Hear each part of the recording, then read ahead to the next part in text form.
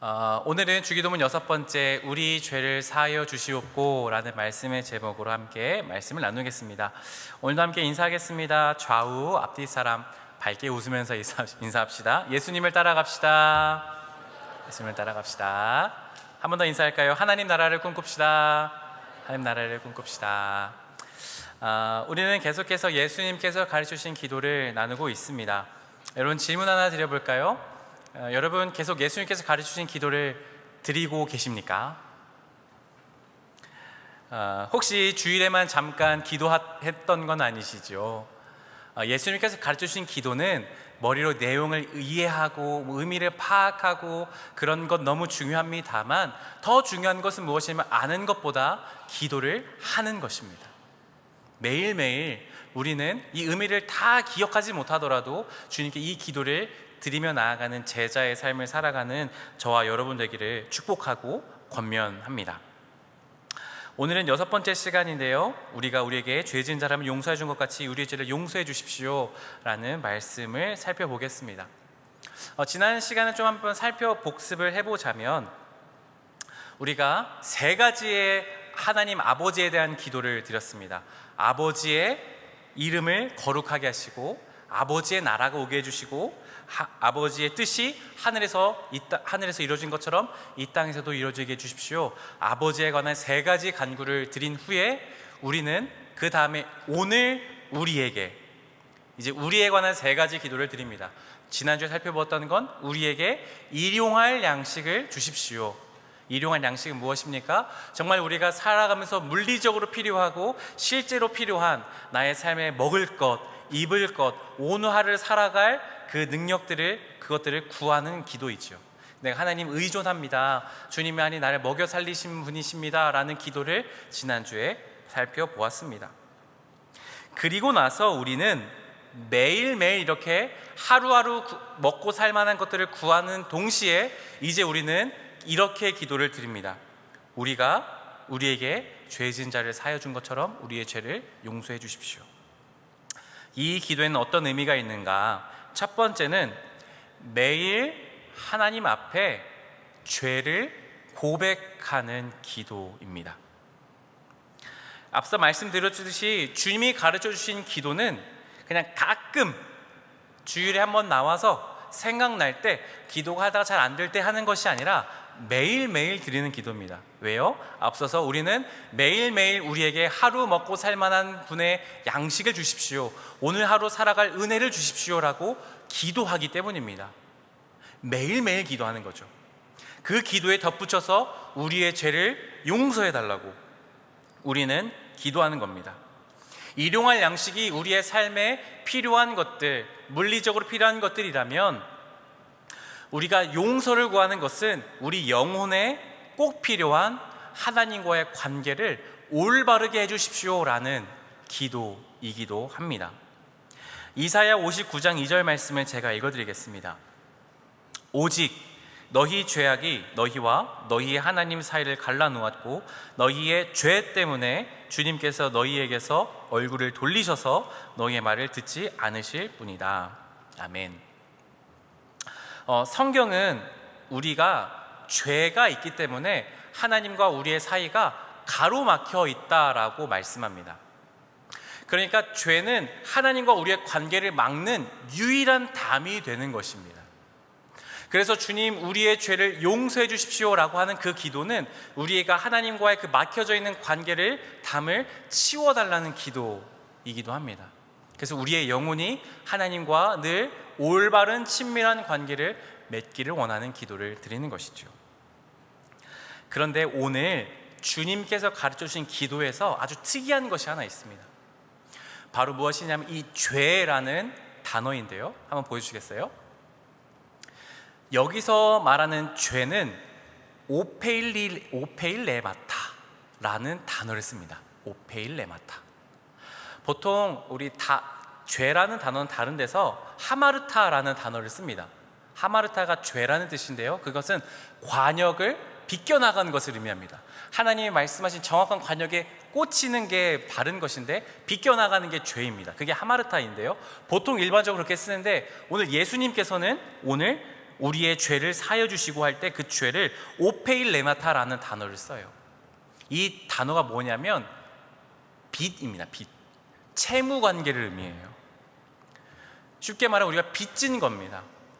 주님, 우리의 죄를 사여 주십시오라는 원래의 뜻은 뭐냐면, 주님, 제가 주님께 진 빚을, 저의 채무를 좀 탕감해 주십시오라는 기도를 드린다는 겁니다.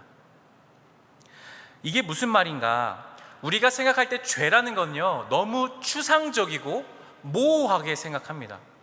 죄가 뭐지? 하나님 말씀 안 듣는 게 뭐지?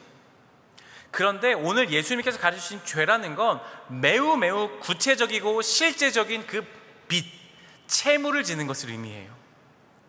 여러분 혹시 빚 있으세요? 빚 있으세요? 전 빚이 좀 있습니다. 학자금 대출 아직도 갖고 있습니다. 대학교를 졸업하면 이제 여러분 동시에 학자금 대출을 갚게 되실 겁니다. 뭐 많게는 2천만 원, 3천만 원 갚으시는 분도 있으셔야겠죠? 그게 우리의 빚이에요. 여러분, 한국장학재단에서 저에게 꼬박꼬박 25일 전에 문자가 날라옵니다. 이충만님, 이번에 학자금 대출 이자를 포함해서 이만큼 빠져나갈 겁니다. 빚은요, 정확한 금액을 갖고 있습니다. 1원 하나 정확하게 빠지지 않고 다 받아가야만 합니다. 그게 빚입니다. 우리가 죄를 짓는다는 것은 추상적이고 모호하게 그냥 죄 지면 그냥 용서해 주시겠지, 알아서 해 주시겠지, 그런 게 아니라 오늘 예수님 하신 말씀은 정확하게 그 죄는 빚이라고 말씀하십니다. 빚은요, 여러분 반드시 갚아야만 끝납니다. 내가 안 갚으면 우리 부모님이 갚든 누가 대신 변제해 주든 어떻게 내가 노동을 하든 무슨 짓을 해서라도 갚아야 하는 게 빚입니다. 그게 바로, 그 빚이 바로 하나님과 우리의 사이를 가로막는다라고 말씀합니다. 그래서 우리는 이 죄를 용서해달라고, 이 빚을 탕감해달라고 기도하는 것입니다. 디모데후서 3장 2절과 4절 말씀인데요, 우리 한 절씩 번갈아 가면서 읽어볼까요? 제가 2절, 3절은 여러분들이, 4절은 함께 읽어보겠습니다. 사람들은 자기를 사랑하며 돈을 사랑하며 뽐내며 교만하며 하나님을 모독하며 부모에게 순종하지 아니하며 감사할 줄 모르며 불경스러우며 무정하며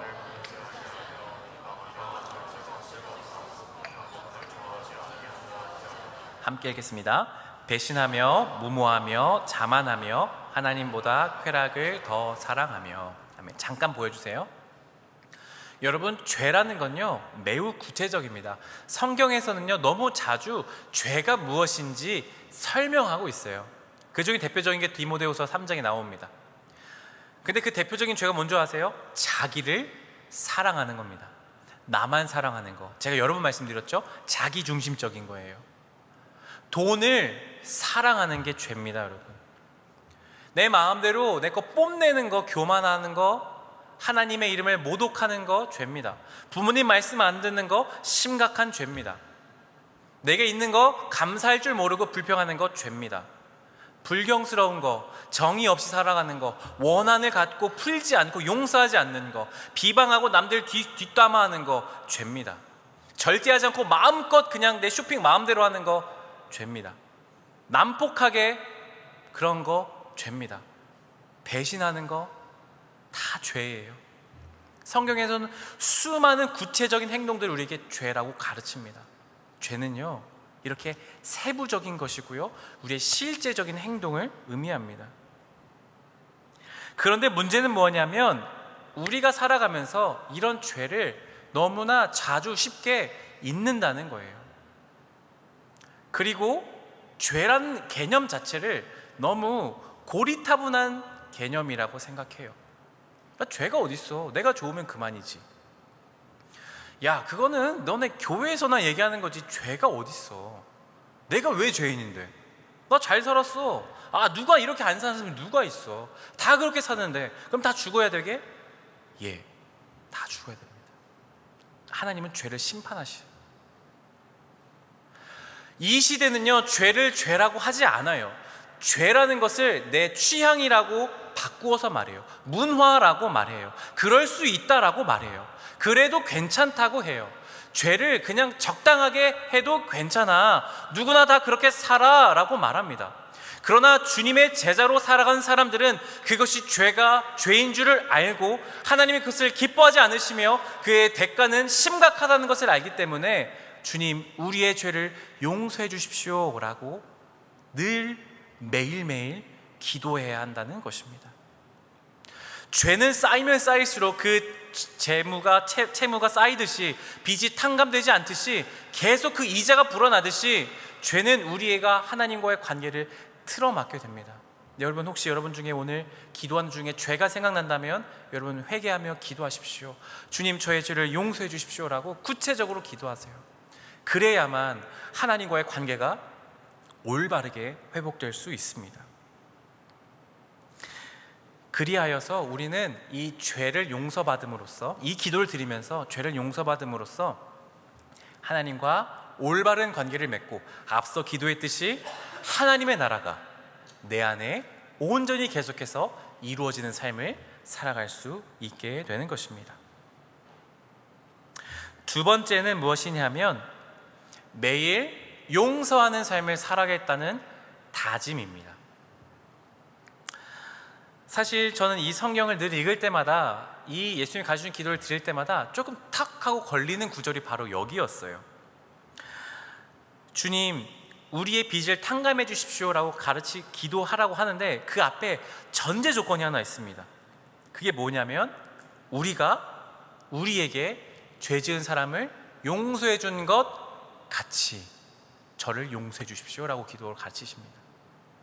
그러니까 내가 용서받으려면, 내 죄가 용서받으려면 마치 조건이 뭐냐면 내가 먼저 다른 사람을 용서해 줘야만 주님이 용서해 주신다라고 기도를 가르치시고 있고요, 성경에서는 수없이 많은 부분에 이렇게 가르치세요. 너 죄 다른 사람 용서하지 않으면 내가 너 용서 안 할 거야 말씀하세요. 여러분, 제 안에 용서하지 않는 사람이 있을까요, 없을까요? 여전히 있어요. 있을 수도 있어요. 여러분에게도 있을 수 있습니다. 그러면 그런 마음을 가진 사람은 누구나 죄를 용서받지 못하는 게 되는 것인가? 저는 이게 늘 고민이었습니다. 그런데 이게 반은 맞고 반은 틀린 내용입니다. 좀 어려운데 화면을 보여주세요. 이것에 대해서 사실 이제 예수님께서 하실 때 아람어라는 언어를 사용하셨는데요, 요아킴 예레미야스라는 유명한 사람이 이 아람어를 분석해 보니까, 그냥 듣고 넘어가세요, 동시성의 완료형의 형태를 쓰고 있다고 합니다. 그러니까 이것은 무엇이냐면 완료형의 의미이지만 동시성을 갖는다는 의미예요. 그래서 이 구절을 그렇게 다시 해석하면, 우리가 이해하기 쉽게 구절을 해석하면, 이 구절은 하나님, 우리의 죄를 용서해 주십시오. 그와 동시에 우리도 우리에게 빚진 자들 죄들을 용서하겠나이다 라고 기도한다는 겁니다. 우리는 죄를 고백하는 동시에 우리에게 빚진 사람을 동시에 용서하겠다는 다짐을 함께하는 기도라는 것입니다. 그러니까 하나님과 나만의 관계가 끝이 아니라는 거예요. 이렇게 되는 순간 동시에 우리는 내 옆에 사람, 내 좌우에 있는 사람, 가정에 있는 사람, 학교에, 직장에 있는 그 내가 미워하는 그 사람, 용서하지 못할 것 같은 사람을 용서하기로 다짐을 주님 앞에서 하는 겁니다. 그게 이 기도라는 겁니다. 이 기도를 그래서 그 다짐 없이 하면서 드린다면 이 기도는 반쪽짜리이며 하나님이 듣지 않으실 수 있는 기도가 되는 것입니다. 이것에 대한 내용이 잘 나타난 것이 마태복음 18장입니다. 제가 성경 구절을 읽어드릴게요. 그때에 베드로가 예수께 다가와서 말하였다. 주님, 내 형제가 나에게 자꾸 죄를 지으면 내가 몇 번이나 용서하여 주어야 합니까? 7번까지 하여야 합니까? 예수께서 대답하셨다. 7번뿐 아니라 7번만이 아니라 70번을 7번이라도 하여야 한다. 아멘. 베드로가 예수님께 물어봐요. 예수님, 제 형제가 와서 저한테 자꾸 똑같은 죄를 지어요. 자꾸 저한테 뒷담화하는 걸 제가 들어요. 근데 자꾸 저한테서 잘못했대요. 근데 용서해 줬어요. 근데 저 사람이 또 가서 또 욕을 해요. 제가 몇 번 용서하면 될까요? 7번 용서하면 될까요? 여러분, 이때 당시에 7은요 완전 숫자를 의미합니다. 완전 숫자. 그러니까 베드로도 이 정도 하면 나 좀 신앙 좀 성숙한 사람이라고 주님이 인정해 주시겠지라는 의도가 좀 숨겨져 있는 거예요. 예수님이 7번 용서하면 좀 괜찮죠? 괜찮겠죠? 예수님이 뭐라고 말씀하세요? 아니, 70번을 7 곱하기 10, 10도 완전 숫자거든요. 7 곱하기 10 완전 용서하는 것을 7번까지도 더해. 7, 7에 49, 490번을 용서하라는 것이 아니라 그냥 계속 용서해 주라는 겁니다. 그게 주님이 우리에게 가르쳐 주신 기도의 내용입니다. 그러면서 한 이야기를 들려주세요. 베드로야, 잘 들어봐. 한 종이 어떤 주인에게 빚을 졌다. 그렇게 이야기를 시작하세요. 어떤 종이 빚을 졌어요. 그런데 그 빚이 진 게 얼마냐 하면 성경에 기록된 거 보니까 1만 달란트랍니다. 1만 달란트를 빚졌대요. 여러분, 이 당시에 갈릴리라는 그 작은 마을에 1년 동안 세금을 거두면, 그 마을 주민 전체한테 세금을 거두면, 로마에서 그 세금을 거두면 몇 달란트를 거뒀을까요? 200달란트를 거뒀습니다. 200달란트. 한 마을에 1년 동안 세금이 200달란트예요. 그런데 어떤 한 종이, 개인이 1만 달란트를 빚졌답니다. 자, 얼마일까요? 이게 단위와 또 어떤 거에 따라서 이게 좀 금액이 매번 달라지는데, 사람들마다 어떤 사람은 이 금액을 오늘날로 환산하면 8천억이라고 하는 사람도 있고요, 5조 몇천억이라고 하는 사람도 있어요. 뭐 금액이 정확한 게 얼마인지 중요한 건 아닌 것 같습니다. 그냥 한 개인이 갚을 수 없는 천문학적인 숫자라는 것을 주님 말씀하시는 거예요. 그만큼 빚졌대요. 근데 그 종이 주인한테서 말하는 거예요. 주인님, 제가 너무 죄가 많은데, 이 빚이 많은데 좀 불쌍히 여기셔서 죄를 탕감해 주십시오. 빚 좀 없애 주십시오. 여러분, 그만큼 빚이 한번 탕감이 될까요? 안 되죠. 근데 그 주인이, 그래, 내가 너 불쌍히 여겨줘서 그거 다 탕감해 줄게, 없게 해줄게 라고 보내줍니다. 그 종이 신나서 막 길을 막 뛰어가고 있어요. 집에 가고 있었어요. 그런데 길을 가다가 한 사람을 마주했습니다. 누구냐 하면 자기한테 빚진 사람을 또 마주친 거예요. 그 사람이. 근데 그 사람은 얼마 빚졌냐 하면 100데나리온을 빚졌습니다. 한 데나리온은 노동자 1일 품삯입니다. 그러니까 여러분, 요즘에 알바 하루 하면 대충 그냥 계산 편하게 하면 10만 원이라고 생각합시다. 100데나리온이면 1000만 원 빚졌습니다. 자, 1000만 원 작은 돈 아닙니다. 큰 돈입니다. 그런데 그 사람이 어떻게 했을까요? 그 사람의 멱살을 잡았답니다. 야, 돈 갚아. 100데나리온 갚아. 그 사람이 말했습니다. 용서해 주십시오. 제 빚 좀 탕감해 시켜 주십시오. 불쌍히 여겨 주십시오. 아니, 100데나리온 갚을 때까지 너 감옥에 쳐넣을 거야 하고 그 사람을 감옥에 집어 쳐넣었답니다. 그 소식을 10,000달란트를 탕감해 준 주인이 들었어요. 그리고 그 사람에게 불러요. 그리고 이렇게 말씀하시는 겁니다. 마태복음 18장 32절 33절 제가 읽어드릴게요. 그러나 주인이 그 종을 불러다 놓고 말하였다. 이 악한 종아, 내가 애원하기에 나는 너에게 그 빚을 다 없애주었다. 내가 너를 불쌍히 여긴 것처럼 너도 내 동료를 불쌍히 여겼어야 할 것이 아니냐. 너희가 각각 진심으로 자기 형제 자매를 용서해 주지 않으면 나의 하늘 아버지께서도 너희에게 그와 같이 하실 것이다. 아멘. 이것이 결론입니다. 예수님이 뭐라고 말씀하시는 겁니까? 우리가 빚진 게 얼마라는 거예요? 갚을 수 없는 1만 달란트 같이 많은 것을 빚진 사람이라는 거예요. 바로 우리가. 그러면 우리에게 잘못한 사람들 있죠. 그 잘못이 작지 않겠죠. 그러나 우리가 용서받은 것에 비하면 아무것도 아닌 거라는 거예요. 우리가 어떻게 다른 사람을 용서할 수 있겠습니까? 용서하는 건 쉽지 않아요. 그것은 세상에서는 잘 하지 않는 것들이에요. 우리는 세상의 시스템은 어떻게 살아갑니까? 나에게 잘못했어? 내가 똑같이 갚아줄 거야. 보복할 거야. 아니, 더 많이 갚아줄 거야. 그래야 내 속이 시원해지는 거죠. 불가능한 일입니다.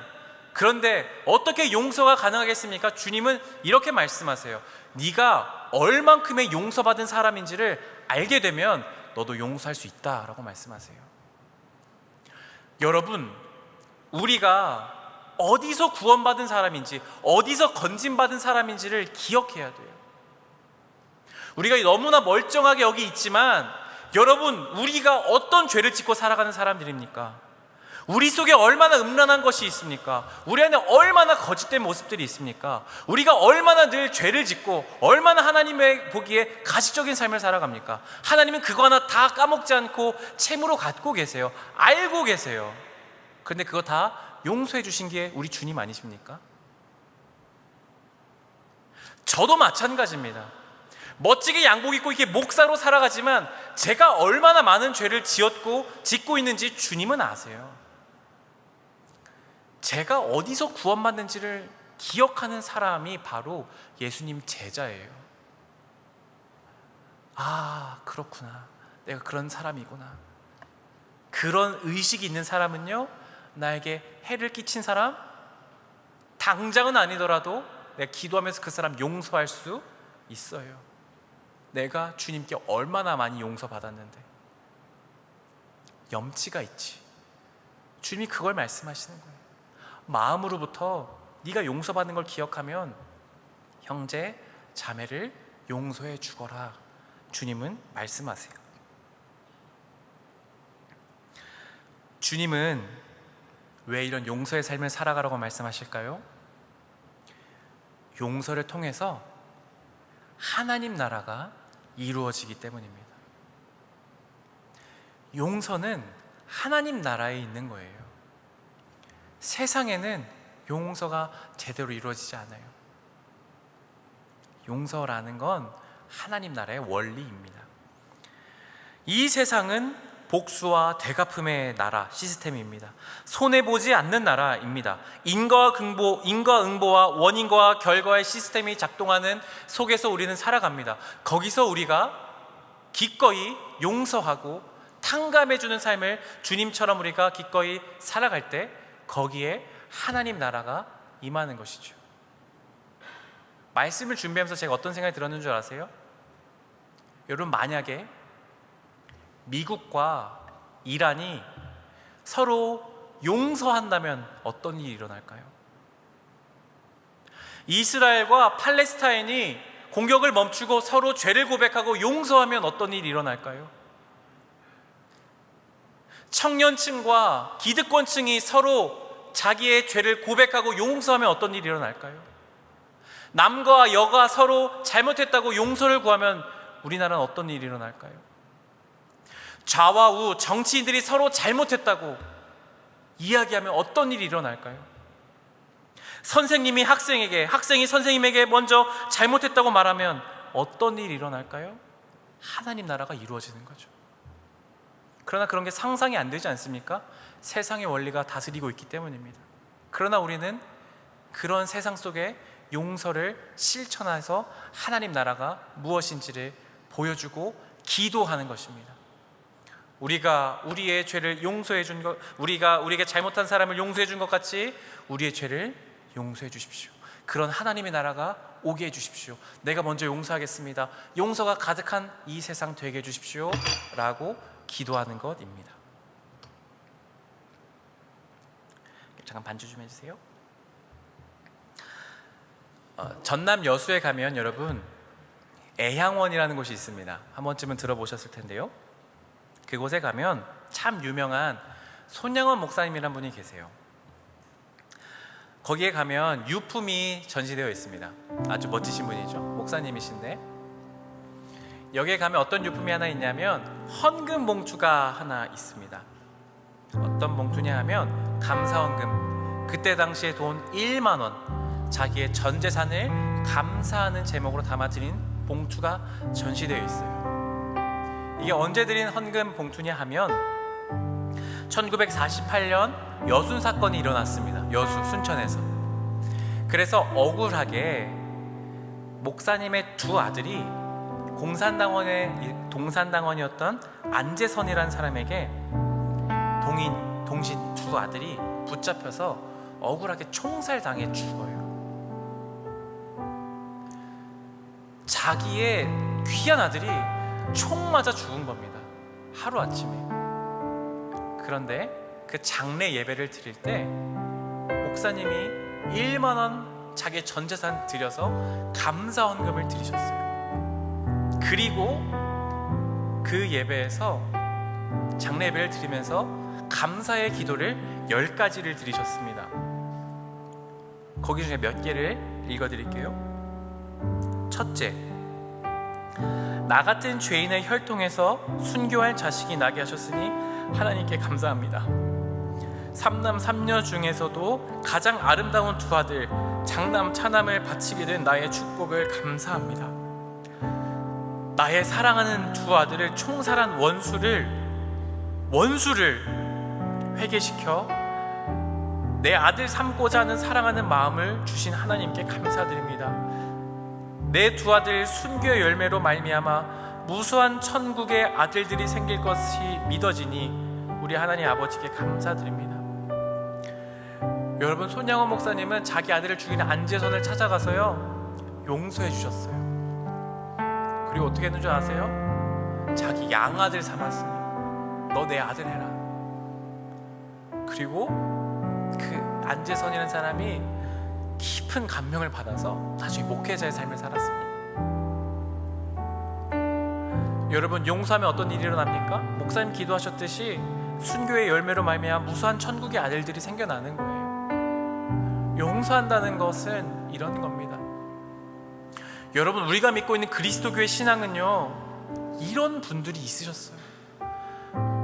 주님, 나에게 죄 지은 자를 내가 용서해 준 것 같이 나의 죄를 용서해 주십시오. 추상적이지 않습니다. 구체적이고요, 힘겹지만 해낼 수 있게 되는 겁니다. 저는 이런 목사님 앞에서 무릎이 꿇어지고 고개가 숙여집니다. 같은 목사라는 게 부끄러워질 만큼이요. 여러분, 우리는 이런 믿음의 선배의 유산을 가지고 살아가는 사람들입니다.